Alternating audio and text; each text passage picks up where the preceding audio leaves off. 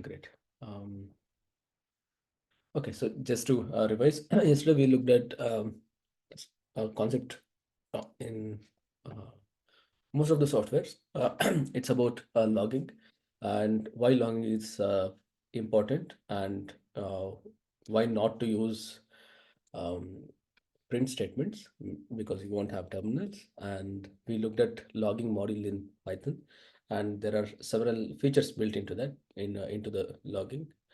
For example, timestamps. You can even print the process name, module name. You'll have logs in such a way that it is formatted and it is easy to parse for the programs which are reading it. So going forward, one step ahead. So if you have deployed your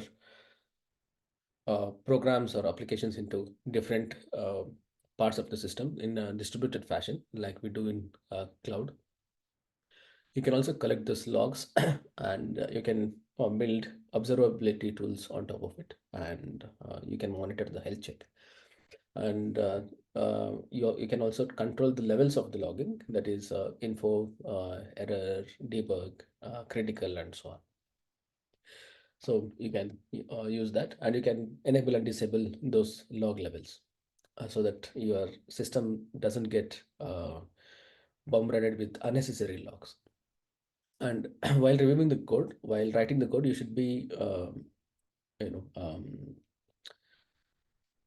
mindful about what logs to use where, because you're going to probably somebody else, maybe he'll be the future developers, maybe enable or disable at some place. So do not put info at places where there is critical code execution and something can go wrong terribly. Do not put info where uh, and vice versa, basically. So put logs in a mindful manner, and yeah, those are the things that you need to keep in mind. So this is one of the most important things, because software is just not just about developing; it's about also how to maintain it, how to observe it, health checks, and also you need to make sure that it has got a life cycle, and then we are also responsible for that life cycle.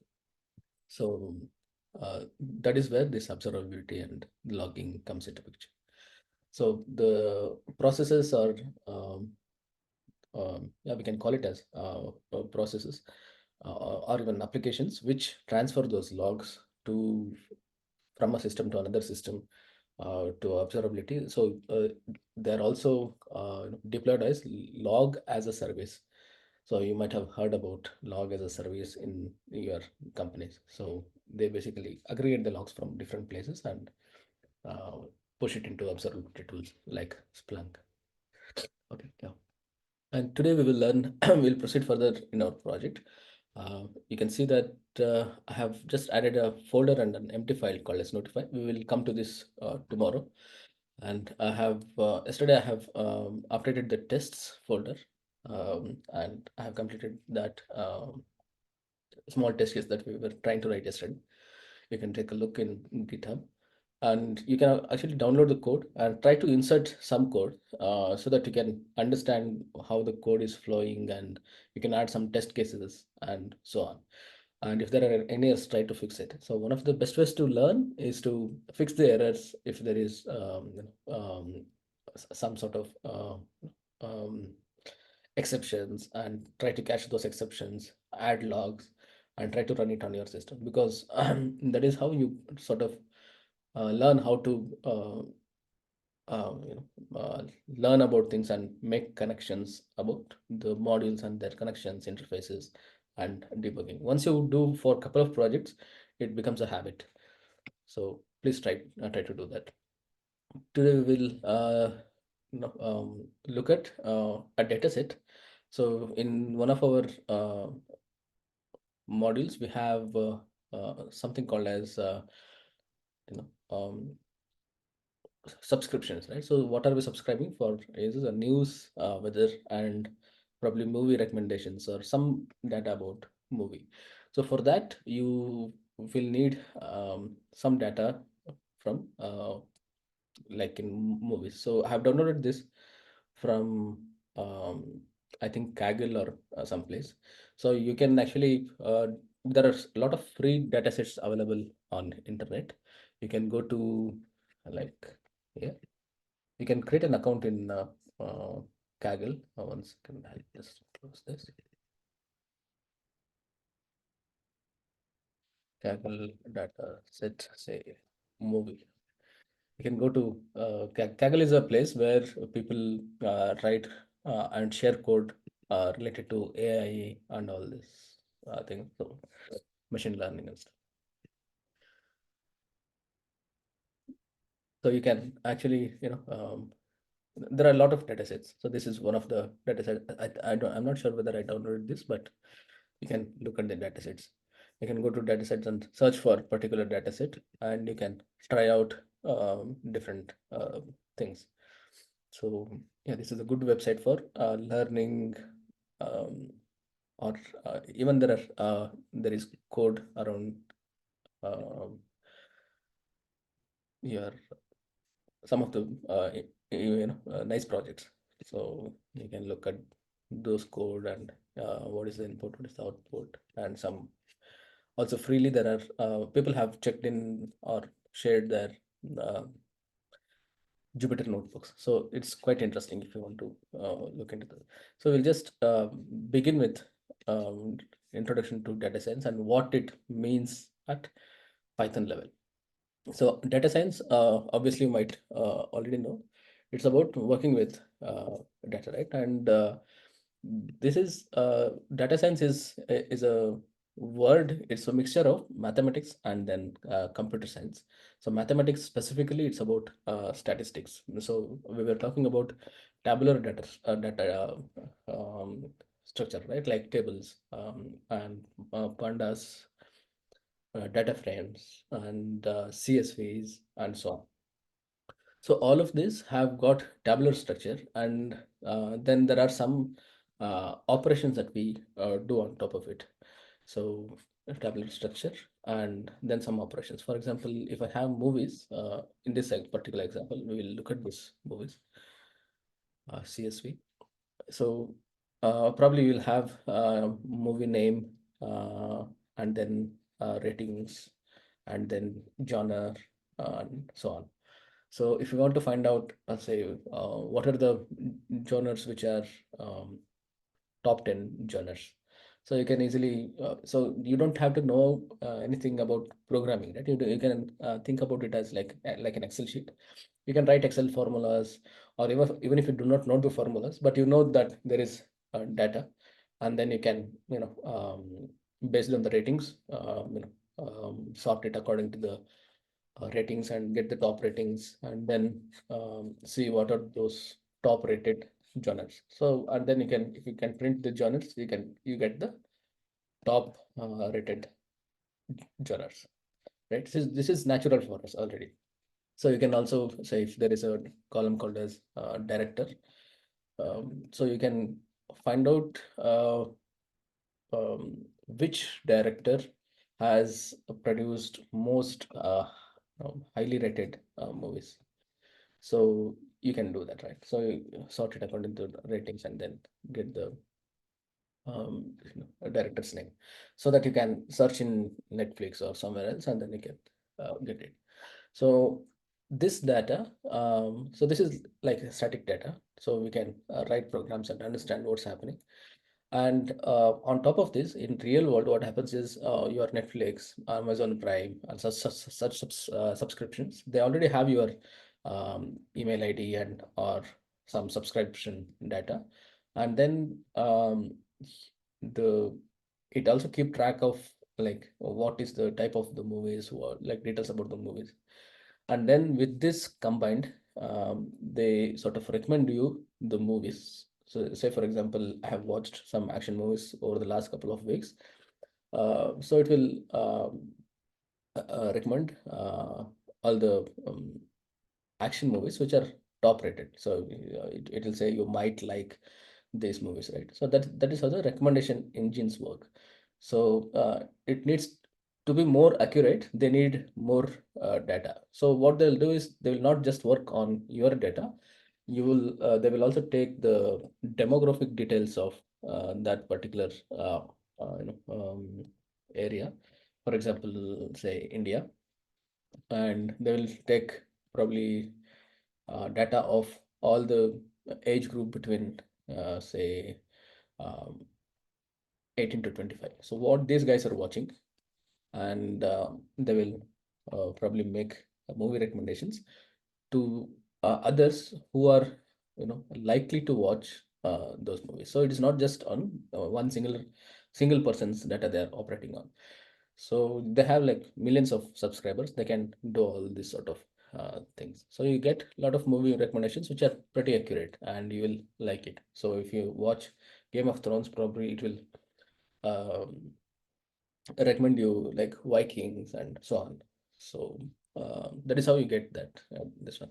So underlying concepts around this is basically mathematics, and then we should be able to understand how it is mathematically done first, and only then we should be trying out in any of the tabular structured data. Like you can do this in Excel sheet as well. You can do this as in Pandas. You can do it anywhere you have, even in the databases. You can do this. So all these operations are next step. Once we like have the requirement or the necessary um, mathematical model behind that, and then do it. For example, a simple thing that we can do think is everyday life. Like if you have um, your say Amazon .com's spending, all the transactions that you have, you can simply download that as a table. You can do this actually. So people have done that. So you can download your Amazon transaction in some CSV, or you can run a API query and download it, and make convert that into Pandas data frame, and find out what are your top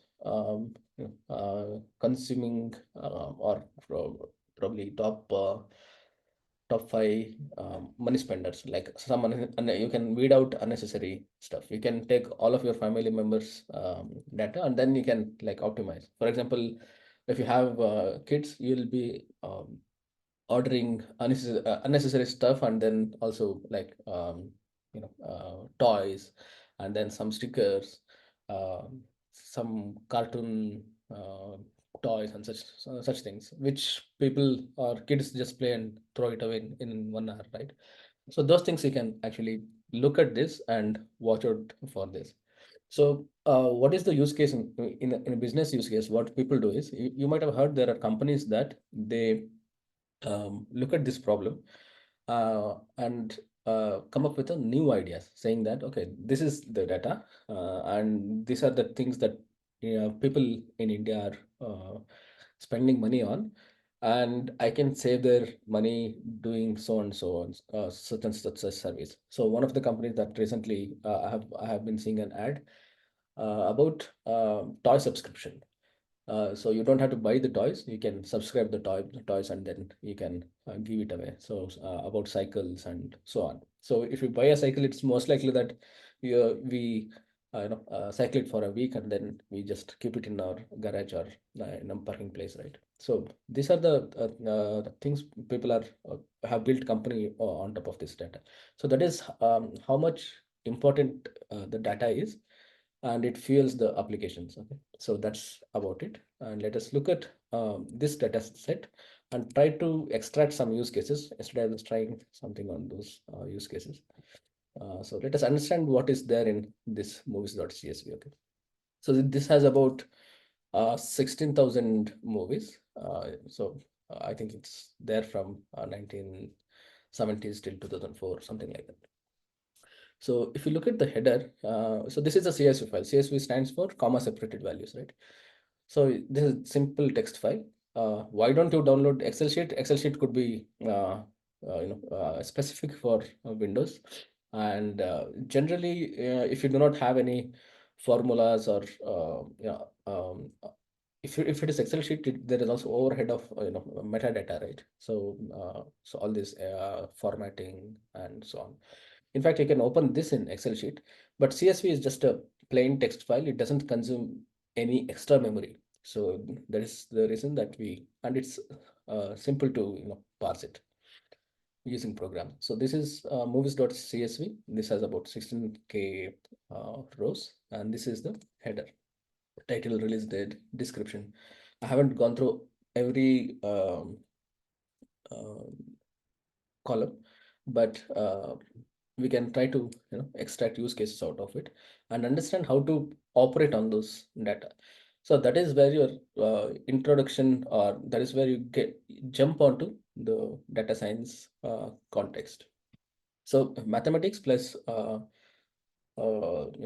some language which supports it. Python is very well used, and you can use it and learn and make use of it.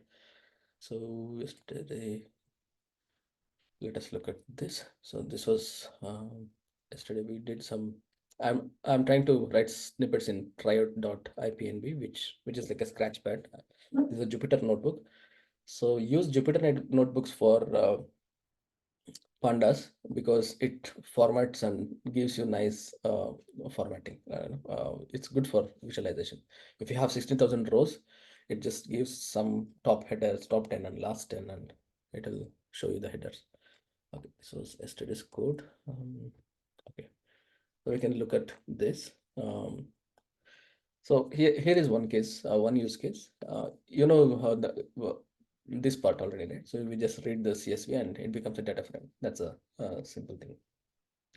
So once you have data frame, for example, let me print the data frame so that we have context and idea how it looks. Just comment it.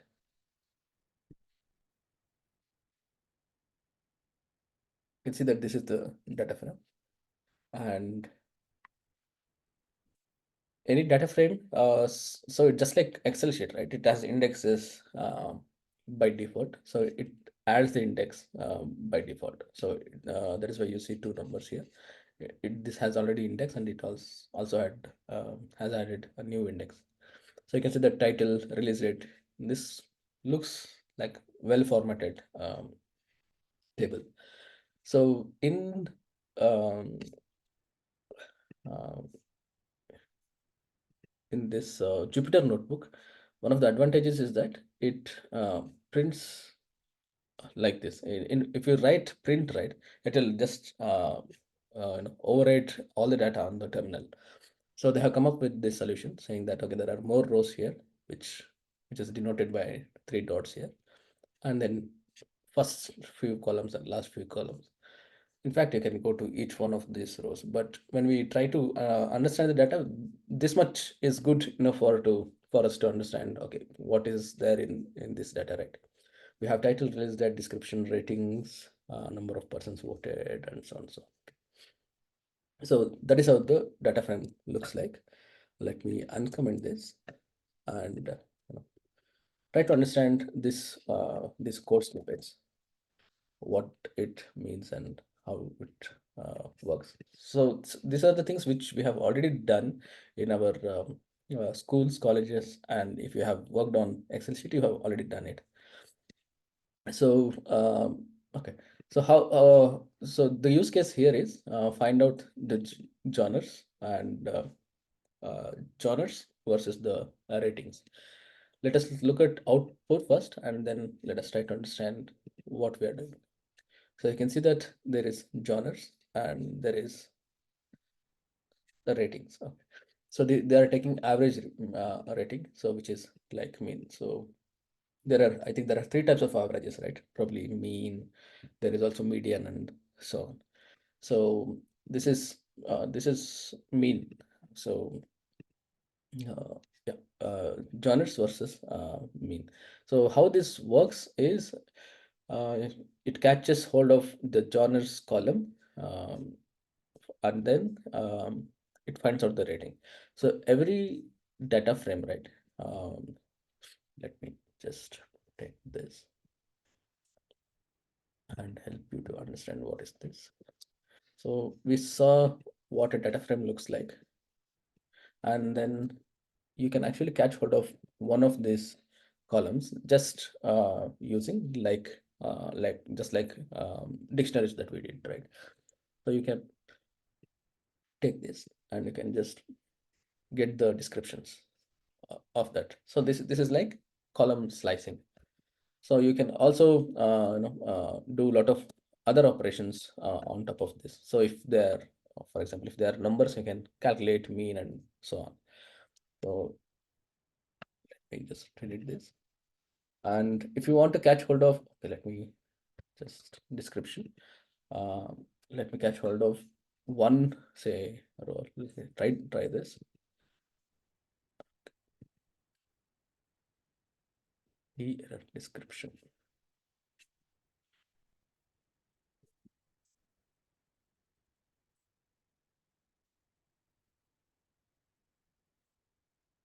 Did I do something wrong or because here? Okay, let me this again.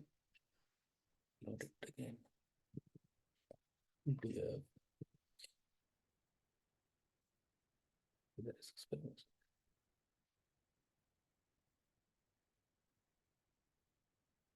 It's there.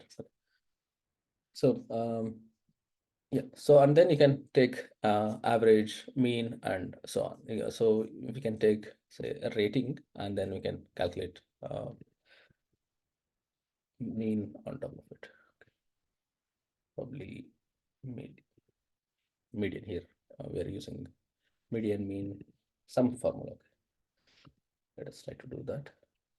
You can see that you get some sort of numbers. So NP stands for NumPy. NumPy is a module which is one of the modules which is used mostly to work with numbers, like this average, calculating averages, floating numbers. You can also do sine theta, cos theta, and such trigonometry operations and stuff like that. So it's a nice library if you want to get into like um, data analysis. So get familiar with this, but you don't have to remember. First thing is you need to study a little bit of statistics, and once you study statistics, you can ask Google, ChatGPT, and then you can find out the code. So underlying idea is about statistics. Okay, so this is how you get the mean, right? So you can get there is a function called as group by. You can get just the group by, so it has genres versus rating. So that is how you got this code. So this is one of the use case. So if you want top five, you can get top five genres, and you can recommend movies. So if you are running a service, so like that. And let us look at this one of the other use cases. So this is like top 10 movies based on rating, title versus this one. So DF is a data frame, and then we looked at you can access, like we access one column. In order to access two columns, you need to since it's one column, you can just send a string here, just like here. So you can also send list of columns that you want to see or operate on, and then you can use sort to sort according to what. So I've got this bare minimum data frame, which is title and rating. I have sliced the entire data frame, so cut out other things, and I have got new data frame, which is here. On top of that, I'm operating to get uh, sorted according to the rating. So that's simple. So to use it. So imagine if you had to write code for all this, so it would take forever. So people have already written such libraries. So that is the reason Pandas is like one of the top libraries in data science, and people are checking in the code just like in we did. It's an active repository, and there are a lot of features. Whatever you imagine, it's already there. We'll look at other use cases and see what are the other things. You can also there is a with this data, so there would be some places where you want to look at the data visually, right? So there are libraries which like one of the libraries is called as matplotlib. There are other libraries, you can look at them as well. and you can plot the graphs. So we already have learned in our school days, right? So it's already you know that. Um, sorry, where is the annotation?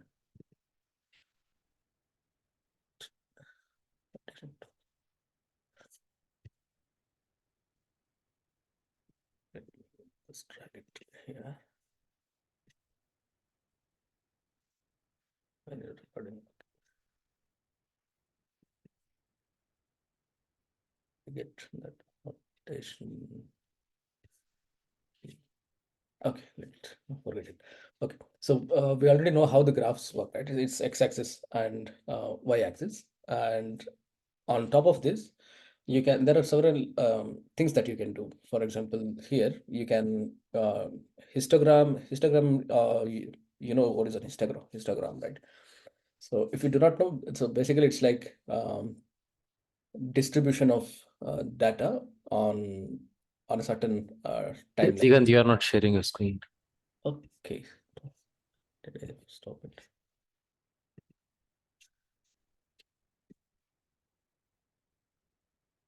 Is it now visible? Yes. Okay, thanks. Yeah, I was searching for this annotate and then I think I accidentally stopped sharing. Okay. So, okay,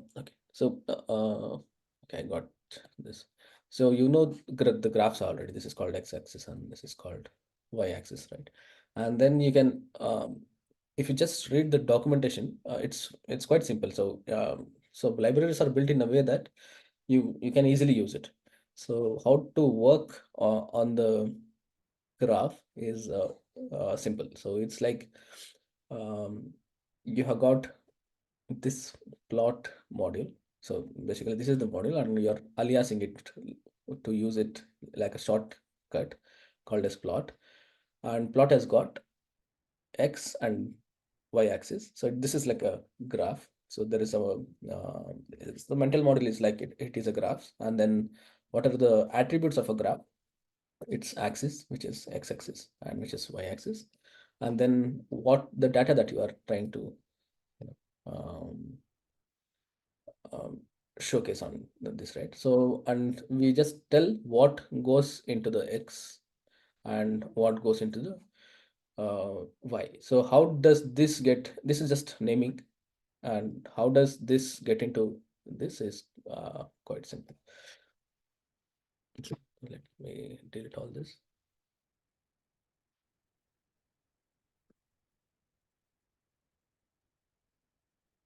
So if you do not understand any one of this and you feel like stuck, the simple thing that you can do is take this and cut this part and then go step by step. So create code and look here. For example, this I want to look at this. So what does this particular thing do? So what does this particular thing do?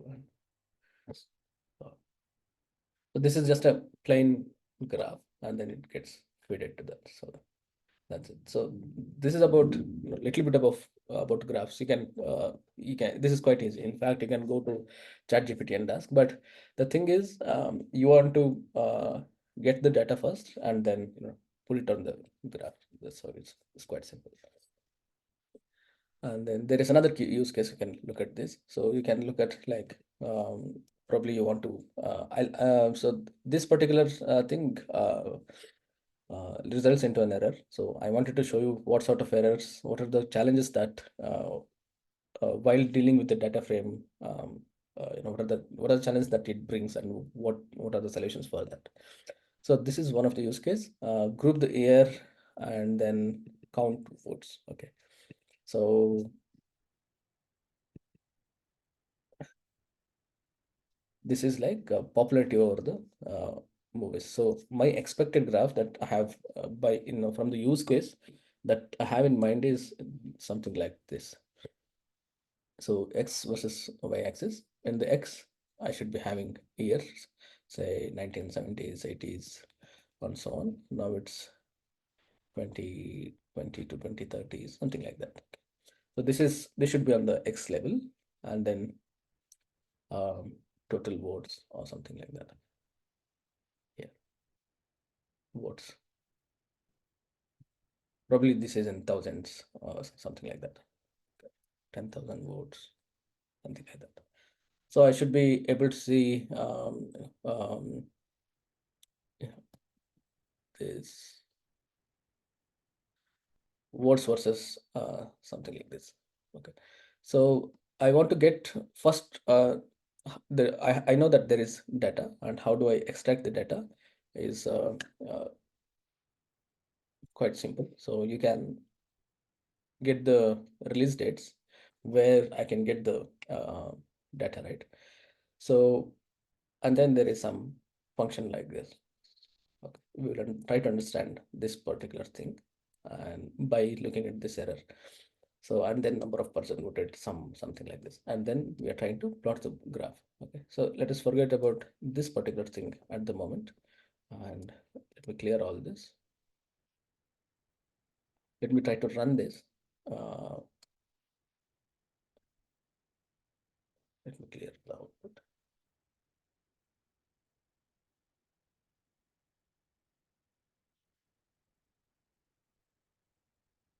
You can see that I have got an attribute error saying that dt is uh, an accessor, which means some sort of an attribute or a function where, in this case, it's an attribute with date time like values. So when you look at, you have data frame and you're working, and then you uh, sort of bump into these errors. So then you think about like what is the data and why this particular piece of code is not working, and how do we come to know that this is the piece which is causing the problem. You can actually, if you are working on your not Jupyter notebook, the normal code and executing on the terminal, you can actually put breakpoints like this and stop the execution. Breakpoints doesn't work well within the Jupyter notebooks. But the thing is, you can, even in Jupyter notebooks, you can simply split this into multiple um, code. For example, I'll just take this because if you have 10 lines, it's difficult to narrow down to. It's actually easy, but if you're not used to that, you'll feel like, okay, where is this error coming from? Then you'll have to. Python makes it easy to find the errors. For example, it says that this is the error and where is it coming from, and you can look at that. Okay, this is access.py, which is actually Pandas library, and then on top of that there is um, data. So not data frames. There are traceback frames, right? So these are function frames in fact. So it is coming from generic.py, and where is it? Where this get called? This is coming from this particular line of code. Okay, so this is how you sort of trace back. So that is why this is called as trace back. So like it in one of the for classes we learned about exceptions. So it puts out like this. So in fact, if you run it on command line, this is in a reverse order. So but this Jupyter notebook makes it easier so that you sort of get to a place where it is causing it error. So the format is different, but idea is the same thing. So it's just a stack frame which is getting dumped. So in case if there are like you cannot make out easily by this, you can actually take this and start working step by step. So this is how you sort of debug. So you can create code here and then paste it here and then probably work out. So then you sort of know that instead of 10 lines of lines to work on, now you have single line to work on. And then probably you do not you want to narrow it down further because this looks like one line, but there are several things that is happening here. So this is in fact, let us take out this. This is sum. and this is another data frame. That's step 2, and there is this group by, so which is another uh, thing on top of this. So I can comment this as well. I can take this particular catch hold of this guy, and then take this and put it here. Now I have even small piece of code to work with, and then try to work with this. And then once you try to execute this, you get the same error that we looked at a couple of steps back. So what does this mean? That okay, now we have narrowed down to this particular thing. So unless you have been programming, so it's difficult to digest everything at once because it's overwhelming. You look at the screen and then you kind of scratch your head, and it you try to write some if conditions around it to make sure that this problem doesn't occur.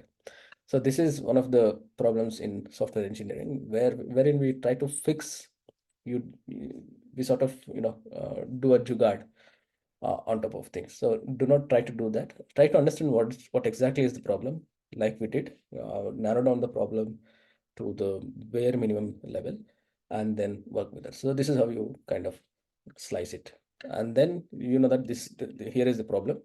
You fix this, and then let us understand what is the problem here. Release date, and we are trying to convert it into year, and it's this particular thing is not there for this release date.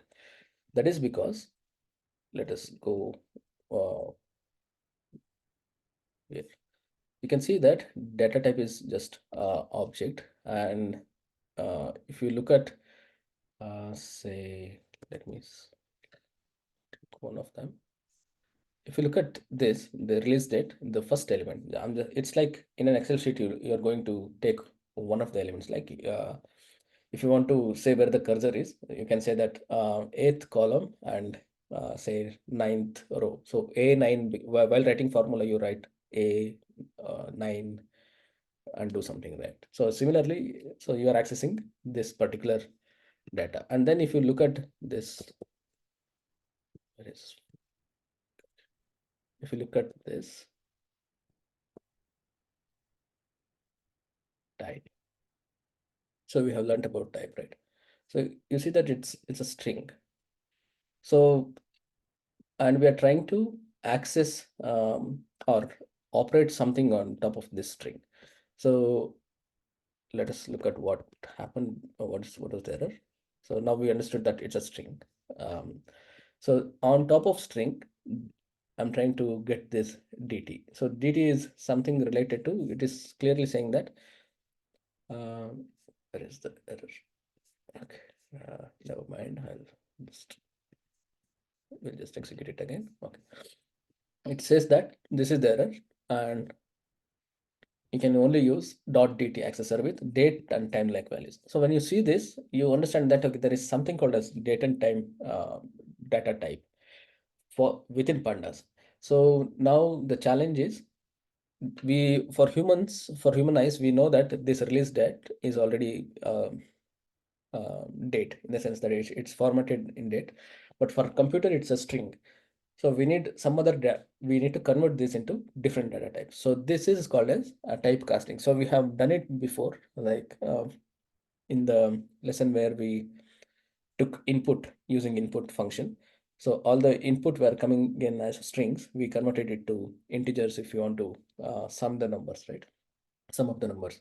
So similarly, so we have this release date, which is a string. I want to convert it to a date format. Somebody has written a class for to parse this into a date. So now, in fact, you can, you don't have to stretch your minds for to how do I convert and all this. This is already a repeated pattern. You can look at this, take this, and say uh, copy cell output. Go to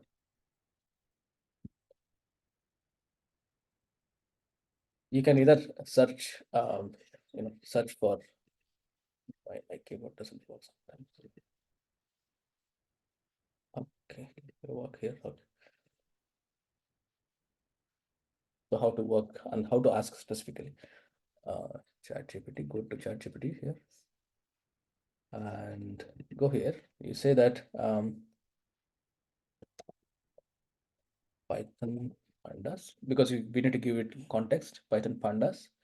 Uh, I have date uh, in this format. Okay, pasted everything. Let me just take just this in this format. Uh, I need to convert it to date format in pandas. Uh, so that yeah, this uh, give me okay. Let's look at how it works because you shouldn't remember these things, right? Because you don't know what sort of thing it is trying to. We are trying to. There could be different objects, so it's like impossible to remember all the data types in pandas. So just like we do Google search, do this. But the nice thing about this is you get um, this formatted output, and it also explains how to work with this. So just to understand this code, so pandas as PD, this is a pandas object, and there is a way to convert this string into to date. Okay, so this is for just for one string. So this is good. We understood that there is something called as to date time, but I want to do this for the entire data frame because this is the data frame, right? So how do I do that? So I know how to do, but I want to show you on the chat GPT how you can. I want to convert um, complete column in data frame.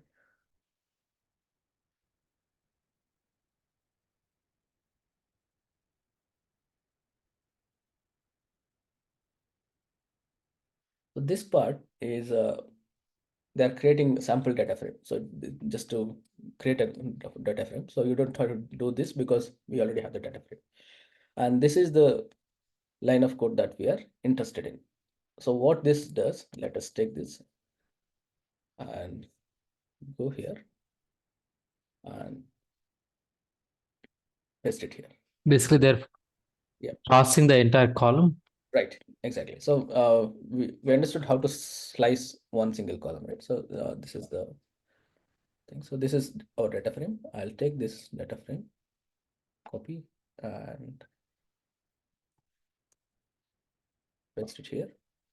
In fact, you can create a new row. Um, what's happening? Okay, I'm not printing. We can see that our data frame, which was our original data frame, has got a new uh, column here. So I think it's here. Yeah, this is a new column. But in fact, you can do it in place, which is like you can replace the release date itself. Release date. Correct this. So this is our release date, and it sort of overrides.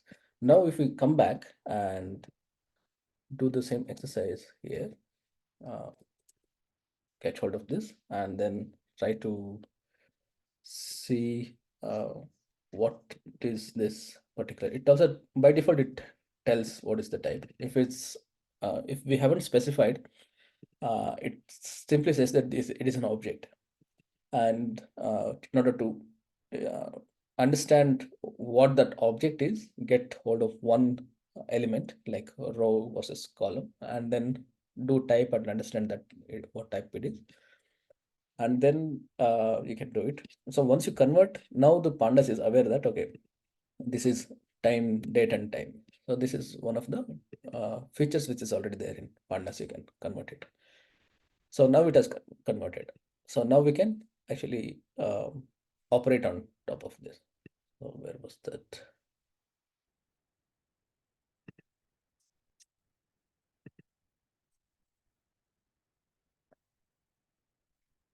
Now let us take this particular line, because there could be, now we still have errors, but it is coming from a different place now. No numeric data to plot and so on.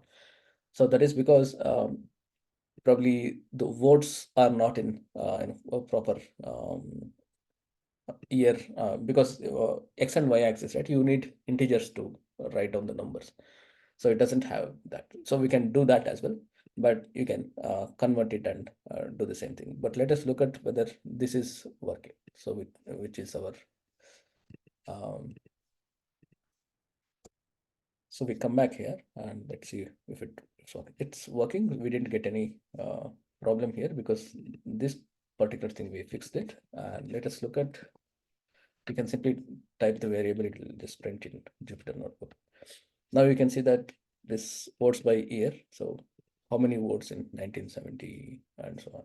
So number of persons voted, and then they have summed it up. So all the votes, that is, so this is how big the number is. But yeah, you don't have to like look at this, but you get that release date versus number of persons voted. I think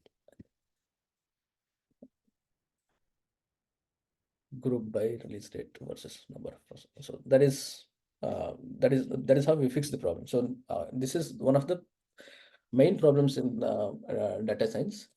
So to keep it in a formal way. So once you get the data, one of the things that we need to do is data cleanup. So this is just one small thing that we have faced. So it is also possible that your input data, so for example, CSV, uh, it may be having some of the like problems could be unwanted rows, and there could be unwanted characters, uh, chars, like some say maybe different from a different language, or one of the uh, thing that happens versus Windows versus Linux is new lines. New lines are represented like this. So there is also something called as carriage return, and carriage return is a character coming from typewriter. So if you remember in the olden days, so if you have seen the typewriter, um, so um, so people who are born in before 90s, right? We have seen these typewriters. So we would type in. So we will take the paper, we'll insert into that rolling this one, and then for the next line, what we should be doing is once the line is finished, we need to move the typewriter head, and then rotate the paper to next line. So this was this was the process. So this is how this character came into picture. Carriage. This is why it is called as carriage return. So in I think in I don't know which is which, but generally it is in Linux, I think it is just n, and Windows it is new lines are represented in by slash n and r and n, I think. So while operating, you might want to convert. Say if you have downloaded this from somewhere in the from internet, probably it is generated on Windows machine, and you are trying to work on Linux machine, but sometimes you won't be able to get right data frame because these new lines are different. So you need to clean up. So these are the characters that you need to like look out for. In fact, if you open in the IDE, so it detects that okay, there is a different new line character. So this is a repetitive problem, and this IDE is aware of that and tells that there are different sort of new lines. Do you want to change it? And if you just press it, it will change. But yeah, these are the errors. So first thing that you need to do when you get the data, right? First thing is you need to understand the data, which is uh, which is like what columns you require and so on. Uh, like understand the this one. And second thing is cleanup. So there could be some places pandas could read, say for example, empty spaces as NaN. So this is coming from NumPy. This is equivalent to none uh, in Python, right?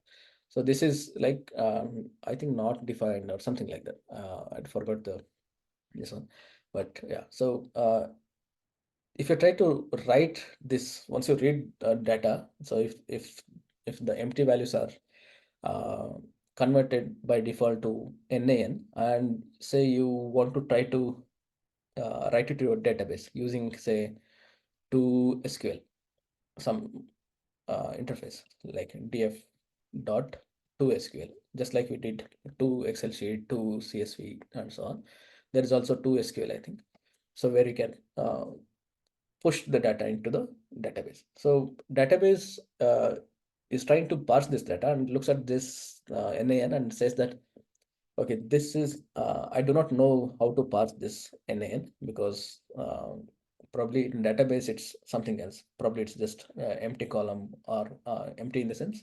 So empty can be represented multiple ways in multiple applications. So here in Pandas it could be NaN, a CSV it could be just between the spaces there is nothing.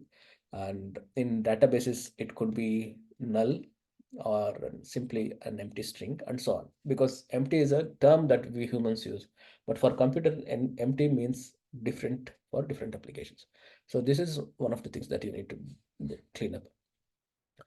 And yeah, so once you do the cleanup, only then you sort of work on your data. So this is one of the examples where you sort of clean up and uh, do the operations on top of it. So all these um, functions, right? These are actually related, or there are similar function in like Excel, even in DB.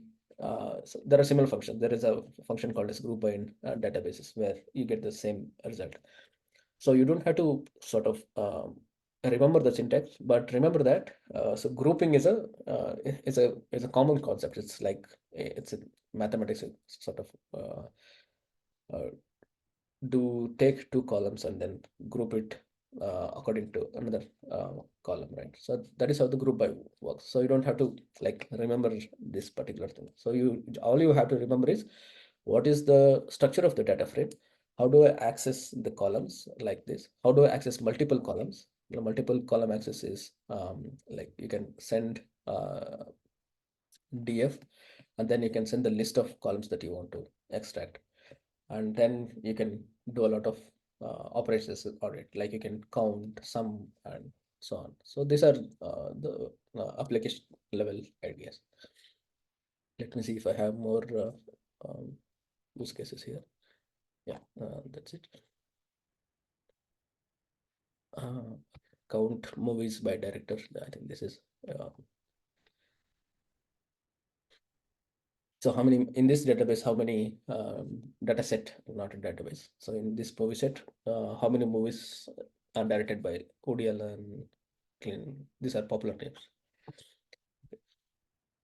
So you can, so if you are running a service where um, you can say that what are the top movies by Woody Allen. So probably you can take these movies and find out the ratings and sort it according to ratings. You get like top movies by Woody Allen. So that is how we can do it. So, and average rating directed by rating, so on. Who has got the top ratings in his movies? And yeah, and so on. And there are several libraries which so for example, if you want to create a poster where there is a text blob, you see those Twitter sentiment analysis and things like that, right? So sentiment analysis actually comes from this sort of data. So for example, what was the sentiment in 2000s, early 2000s, or what sort of movies did people watch in 1990s, frame. So in order to split this data, it's easy, right? Now we have this data. You can take the um, you know, list of the movies, this data set, and then you can catch hold of the year column, which we have converted now, and then you can uh, take only from 1990 to until 2000, 1999, including 1999, and then now you have got short or part of the uh, entire data frame or the data set, and then out of this, now you know how to look at like top movies. If you just sort it according to the ratings, you get that okay, these are the top movies in 1990s. So it's as simple as that. Once you got the data, but now as we speak, you totally understand because we are already used to work in Excel sheets, and we are very good in um, understanding tabular structure, right? So we're already good in that. Only thing that uh, connects between the code and this is to understand the data frame. Once you understand the data frame, then it's quite easy. So you can ask ChatGPT specifically that I have these rows and this is what I want to do. Give me the snippet. It'll give you, and then you can modify according to your needs. So yeah, don't hesitate to use these things. Okay. Yeah, so text blob is what I was talking in like sentimental analysis. So you can like analyze the sentiment. So there is also, I think, a column called as uh, yeah, there's a description, and you can this is related to to understand this, you need to understand a little bit about what is polarity and so on. So it's related to statistics, but you can read it. But yeah, for now we will not touch this. Just understand that it will give you some numbers. It will quantify the sentiments. So this is how you get the sentiments. So once you catch hold of these sentiments, you can actually uh, do a lot of things on top of it. For example, people are already doing this. So imagine that this particular data frame is um, extracted from Twitter. There are APIs to extract data from Twitter. You can search, and during elections of some country, for example, US, there is elections going on. So people are already doing who is going to win based on these sentiments. So this is just a 16K rows. So if you have like millions of tweets, and you can run some machine learning on top of it, where you can label these sentiments and take those sentiments and then draw a graph and do a lot of things, and then they know that okay, because of this speech, who is winning? So is it Trump side or the other side? So this is already happening as we speak, and this is just the data. And then to going to next level, what these politicians also have been doing is they understand that what are the sentiments that I can play around. So they use those words in their speeches. So once they start using that, so it connects or strikes a chord with people who are listening, and then the sentiment completely changes. So that is how this that is the interesting stuff using data science. So it all starts with statistics, and then there is some connecting stuff which is pandas, and program it, and then you can do a lot of things which I mean the use cases are infinite. You can do a lot of things. So yeah, this is about like just introduction to data science, but you can, as I said, you can do quite a lot of things. You can extract you just with this, simple 16K rows, and just it's a small data set, and also it's a narrowed down to just the movies. Imagine you have weather data set. You can predict the weather. You can see like what was happening during war times, what were people buying, and what are people buying today. and so on. And then you can come up with new products and all these things. So all the companies are doing this already. So, and then you can also predict. There are in medical field, people are also trying to find out what are the behaviors that are causing so and so diseases, how people move around, and so on. For example, how did the COVID spread? There is a nice talk on like how people started moving around and how it got spread, why it is an exponential stuff, and you can draw graphs and so on. So yeah, it's limitless basically. So learn this. You try to take this some data set. You can take this and then you can. I'll check this into the repository and you can play around with this. So make sure that you clean up the data. If you are taking some data set from outside, clean up the data and then make sure that those columns have the um, data type which you intend to use, and convert that into right format, which is called as transforming. One is cleaning up, transforming, and then you write code and then you can present it.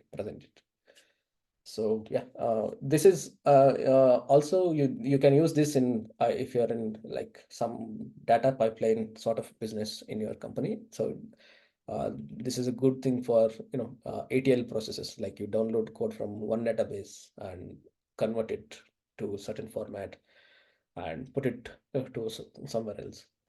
So extract, transform, and load using this. So this is quite a useful library, Pandas. We can do that.